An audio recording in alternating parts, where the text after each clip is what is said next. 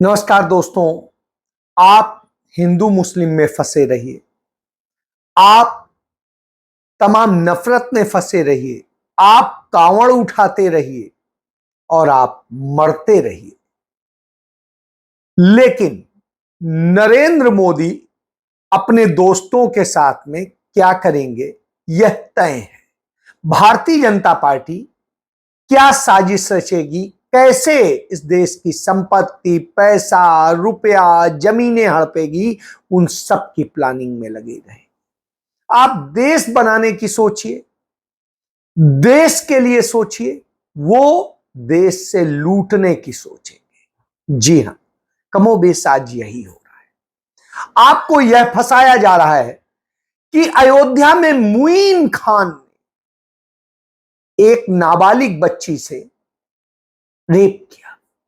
मैं भी कहता हूं, यदि किसी भी बच्ची से, उसी बच्ची से नहीं, किसी भी बच्ची से, किसी भी महिला से कोई व्यक्ति इस तरह की हरकतें करता है तो निश्चित रूप से उसे कड़ी से कड़ी सजा होनी चाहिए और जितना कड़ी से कड़ी दी जा सकती है उसको किया जाना चाहिए। मगर सच सामने आने के बाद गिरफ्तारी होनी चाहिए जिससे कोई व्यक्ति प्रभावित न कर सके और सच आना चाहिए। लेकिन यहां क्या हो रहा है? यहां यह नहीं हो रहा है। यहां उत्तर प्रदेश में सरकार किसकी है? भारतीय जनता पार्टी की। केंद्र में सरकार किसकी है? भारतीय जनता पार्टी की। फिर भी कई दिनों तक सिर्फ यह प्रचारित किया जाता रहा कि मुईन खान और उनके साथी काफी दिनों से एक लड़की के साथ में अवैध तरीके से बच्ची के साथ में संबंध बनाए हुए थे, उसका शोषण कर रहे थे और वो 12 सप्ताह की गर्भवती हो चुकी थी। निश्चित रूप से यदि ऐसा है तो ये दुखद है, सख्त कदम उठने चाहिए था। लेकिन इसको लेकर प्रचार प्रसार और यह स्थिति हुई कि पीड़िता जो एक गरीब घर की है वो मुख्यमंत्री से आके मिलती है, उसके बाद में एफआईआर दर्ज होती है, उसके बाद में कार्रवाई होती है। यानी उत्तर प्रदेश के अंदर यदि सामान्य पीड़ित व्यक्ति होगा तो एफआईआर नहीं दर्ज होती है, पुलिस कार्रवाई नहीं करती है। यह बात साबित होती है इस बात से कि मुख्यमंत्री के पास आना पड़ा कार्रवाई के। यह सबूत है। फिर दूसरी चीज कि जिस तरीके से उस बच्ची के केस को प्रचारित किया गया, क्या वास्तव में ऐसा था? फिर भारतीय जनता पार्टी के मंत्रियों का, सांसदों का प्रतिनिधि मंडल वहां जा रहा है, तो प्रतिनिधि मंडल भेजने की आवश्यकता क्या थी? आपको तत्काल वो सारी कार्रवाई करनी चाहिए थी। सरकारी मशीनरी तो आपके आदेश में, प्रतिनिधि मंडल और सब कुछ जाने का काम तो विपक्षियों का होता है। और आप तो कह रहे हो कि वो विपक्षी दल का नेता था, कार्यकर्ता था, तो आप करिए उस पर कार्रवाई। लेकिन यह नहीं होता है, बल्कि इसका इस तरीके से ढिंढोरा पीटा जाता है, फिर गिरफ्तार किया जाता है, फिर उसके बाद में उसके घर पे बुलडोजर चलाया जाता है।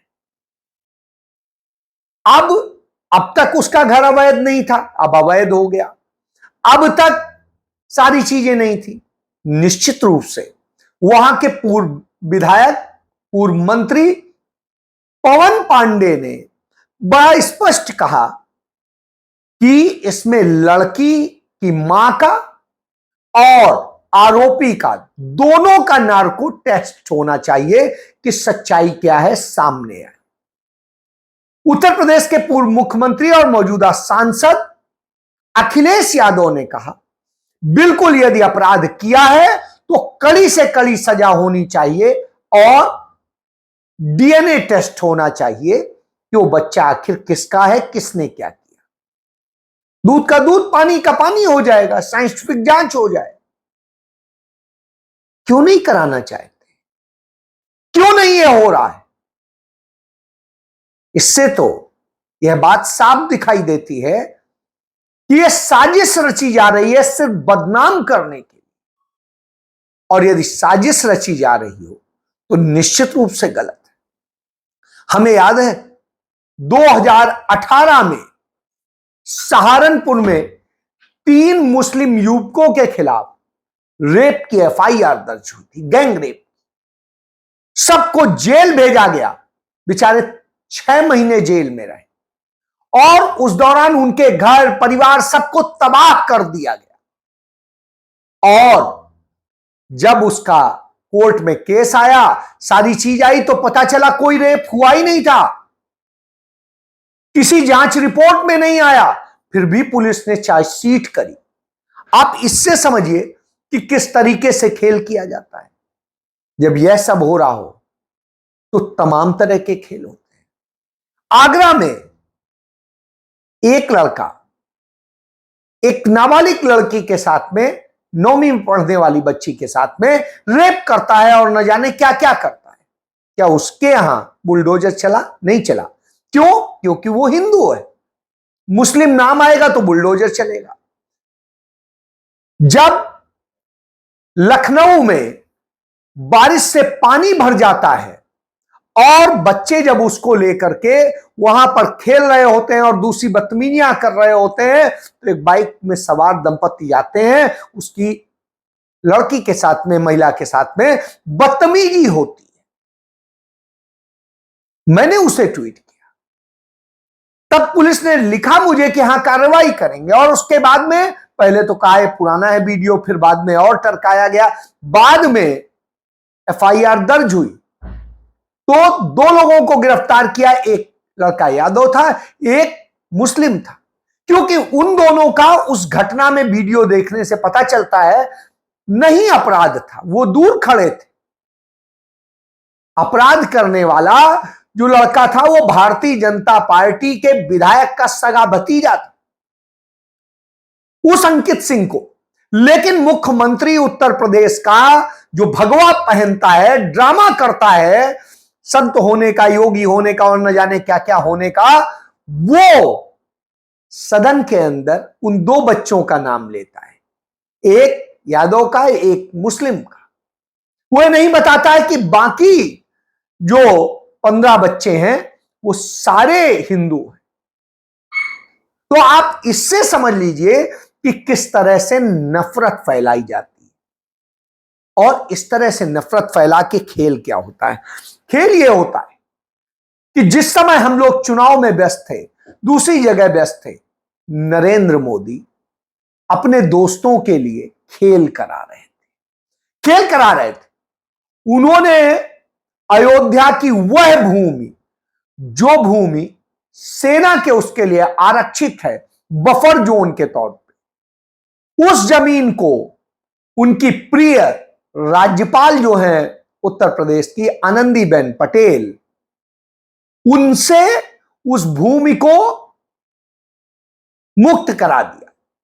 और मुक्त कराने का गुपचुप ऑर्डर हुआ, और गौतम अडानी ने, जो नरेंद्र मोदी के सबसे खास मित्र हैं, जिनका राहुल गांधी बार बार जिक्र करते हैं, A1 A2, तो वो A1 यानी गौतम अडानी वहां पे जमीन ले लेते हैं सरयू के किनारे, प्राइम लोकेशन, क्योंकि पहले तो कोई ले नहीं सकता था।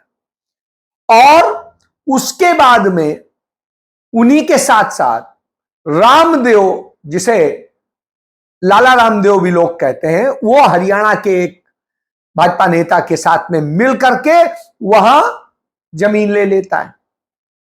और जमीन ले लेता है रविशंकर, वही रविशंकर जो अपने आप को श्री श्री रविशंकर लिखता है।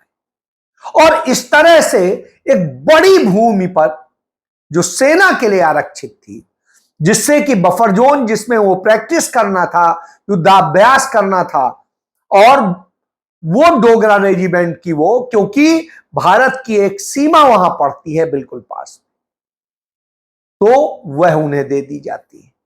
अब आप समझ लीजिए, इसके पहले भी हम देख सकें कि अरुणाचल के डिप्टी सीएम हो, वो आके जमीन ले लेते हैं, तमाम ब्यूरोक्रेट्स, जमीन ले लेते हैं कई पॉलिटिशियंस, और इस तरीके से पूरा खेल होता है। तो यह खेल चल रहा है कि कैसे जमीनें कब्जा करो। सिर्फ अयोध्या जिले में करीब 50,000 करोड़ रुपए की जमीनें इन लोगों ने किसानों से औने पौने दाम पे खरीदी। पहले अपने ही किसी बंदे को खरीदवाई और फिर उससे खुद ले ली। तो इस तरह से खेल हुआ, और हर एक में सिर्फ भारतीय जनता पार्टी के ही नेता शामिल हैं। चाहे इसी भूमि की बात करें तो अदानी के पहले वहां के एक शुक्ला जी हैं जो बीजेपी के नेता, उन्होंने किसान से ली औने पौने दाम पे और फिर अडानी को दे दी। काम सब अडानी के लिए कर रहे हैं। इसी तरीके से आप बनारस चले जाइए, वाराणसी, वहां पर काशी विश्वनाथ कॉरिडोर के नाम पे जो वो हुआ, और वहां पर भी इसी तरीके से नरेंद्र मोदी ने अपने तमाम सारे लोगों को जमीनों पे कब्जे कराए। ये तो हुई एक बात। दूसरी बात, उत्तर प्रदेश में नफरत का जो खेल चल रहा है, उस खेल के कारण बुरी स्थिति है। और ये उत्तर प्रदेश में ही नहीं है, पूरे देश में हो रही है, और जिस तरीके से हो रही है वो चिंताजनक है। क्यों? क्योंकि कहीं पर भी कुछ होगा। बहराइच में एक मुस्लिम लड़की को जिस तरीके से मार दिया जाता है, और मारने वाले हिंदू लड़के होते हैं, यदि वो हिंदू की जगह कहीं धोखे से मुस्लिम होते तो क्या किस तरीके से ये प्रस्तुत करते, इससे आप समझ सकते हैं। देश की स्थिति यह है कि 6.7 मिलियन बच्चे रोजाना भूखे सो जाते हैं। भूखे सो जाते हैं, यह भारत सरकार का आंकड़ा है। यह बताता है कि किस तरीके की स्थिति, कि भारत में क्या हो रहा है और नरेंद्र मोदी किसे खिला रहे हैं, किस तरीके से सिर्फ चंद पूंजीपतियों के लिए करते हैं। और हालात ये हो गए, उत्तर प्रदेश में राम राज्य की बात करते हैं, वाराणसी की ही बात कर लूंगा कि वाराणसी में ही 3 लड़कों ने बीजेपी के, नरेंद्र मोदी के ट्रोलर सेल के ही थे वो, और उन्होंने गैंग रेप किया था आईआईटी की बच्ची से, और फिर बड़े समय तक उसे छिपाए रखा गया। उन्हें मध्य प्रदेश चुनाव प्रचार के लिए भेज दिया गया। वहां से लौट के आए तब वीडियो फुटेज के साथ में कांग्रेस पार्टी के प्रदेश अध्यक्ष अजय राय ने जो सौंपी, उसके आधार पर फिर उन्हें गिरफ्तार करना पड़ा। यह हालत। अयोध्या में बात कर लेते हैं। अयोध्या में साधु गैंग रेप करते हैं एक महिला के साथ, उसकी बेटी विरोध करती है, उसकी बेटी के भी साथ करते हैं, वो दासी का काम करती थी आश्रम में। तो इस तरह से हो रहा है, उस पर शोर नहीं मचेगा, लेकिन इसको लेके करेंगे। बनारस में वेतन नहीं मिल रहा है वाराणसी विकास प्राधिकरण में। वहां के एक इंजीनियर ने अपने ऊपर केरोसिन डाल करके आग लगाने की कोशिश की। तो इससे आप समझिए यह स्थिति है। और बनारस का ही बताता हूं, भारतीय जनता पार्टी के एक नेता का अपने रिश्तेदार के नाम से होटल है।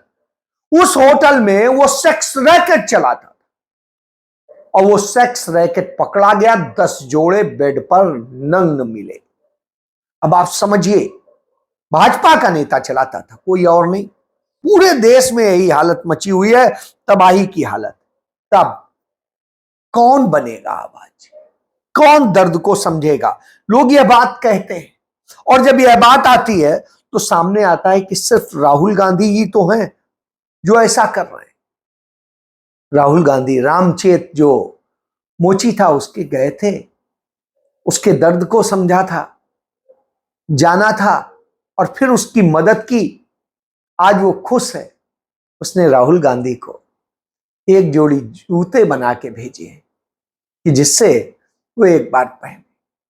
मोदी क्या कर रहे हैं?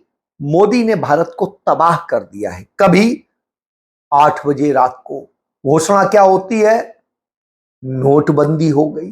फिर एक दिन रात को 8 बजे आए तो क्या कर दिया, पूरे देश में कर्फ्यू लगा दिया कोविड के दौरान। और उसके बाद में अमित शाह, उनकी चाणक्य नीति से सारा देश परेशान है। निर्मला सीतारमण का जो अर्थशास्त्र है वो अपने आप में संकट है, आरएसएस का जो झूठा राष्ट्रवाद है वो संकट बना हुआ है, और गोदी मीडिया के जो प्राइम डिबेट्स हैं वो अपने आप में संकट बनी हुई है। तो इससे आप समझ लीजिए कि किस तरीके की स्थिति करती। हम बार बार तमाम चीजों में दिखाते थे कि संविधान की प्रस्तावना पढ़ी जाए, संविधान की उसकी स्थिति यह है कि उसे भी कोर्स से हटा दिया गया। ये नरेंद्र मोदी कर रहे हैं, कोई और नहीं कर रहा है, कि स्कूल के कोर्स से अब संविधान की प्रस्तावना को हटा दिया गया, क्योंकि उससे लोग जानते थे हम भारत के लोग, वो खत्म कर दिया गया, क्योंकि हम भारत के लोग नहीं, अब सिर्फ हम वही है। तो यह घिनौने चेहरे। हालत यह है कि हापुड़ में शंकर दुबे नाम के एक व्यक्ति ने मंदिर के अंदर घुस करके प्रतिमा को तोड़ डाला और सब कुछ किया। प्रचारित किया गया कि यह मुसलमानों का काम। लेकिन ये तो अच्छा हुआ कि कुछ लोगों ने देखा था तो उन्होंने बताया, और जब पकड़ा गया, सबूत आ गए सामने, तब तो सांप्रदायिकता की आग में जला देने का काम किया जा रहा था। इधर तो आपको नफरत में जलाना है, उधर कस्तूरबा गांधी बालिका विद्यालय जो है उसमें जो लड़कियां रहती हैं उन लड़कियों को खाना नहीं मिलता था। उन्होंने वार्डन से कहा तो वार्डन ने डंडा लेके उनकी पिटाई की। यह स्थिति है। इससे समझ लीजिए कि देश को जलाने, रोकने और इसके काम चल रहे हैं। उधर महाराष्ट्र में नरेंद्र मोदी किसी के लिए कुछ बोलते हैं, किसी को भ्रष्ट बोलते हैं और सब कुछ बोलते हैं, फिर अपने गले लगा लेते हैं। उधर अमित शाह जाते हैं, बोलते हैं उन्हें भ्रष्टाचारियों का सरगना शरद पवार को, और नरेंद्र मोदी कहते हैं वो हमारे गुरु थे। और उसके बाद वो कहते हैं कि ये तड़ी पार हमें क्या बताएगा, अपना देखे। उधर उद्धव ठाकरे बता देते हैं कि अहमद शाह अब्दाली के परिवार का है तो यह क्या बताएगा। तो वो खुलासा कर देते हैं, वो खुलासा कर देते हैं कि नरेंद्र मोदी तो वो मुस्लिम आक्रांता जो आए थे उनके मसालची जो होते थे, मसाल लेके चलते थे, वही घांची है, और कौन है। ये सारे सच फिर सामने आते।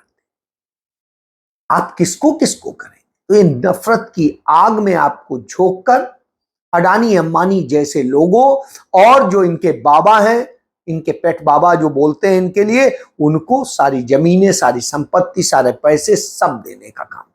मंदिरों में चोरी हो रही है। केदारनाथ के मंदिर में हो 228 किलो सोना चोरी हो गया। चोरी हो गया काशी विश्वनाथ बाबा के मंदिर से सोना, चोरी हो गया जगन्नाथ भगवान के मंदिर से तमाम रत्न सोना। तो आप इससे समझिए कि हर जगह ये लूट का काम कर रहे हैं, भगवान को भी नहीं छोड़ रहे हैं, उनके स्थानों को भी नहीं छोड़ रहे हैं। तो ये धर्म के नहीं, पैसे के पुजारी हैं, सत्ता के पुजारी। यह बात आपको बड़े गंभीरता से समझनी होगी। जय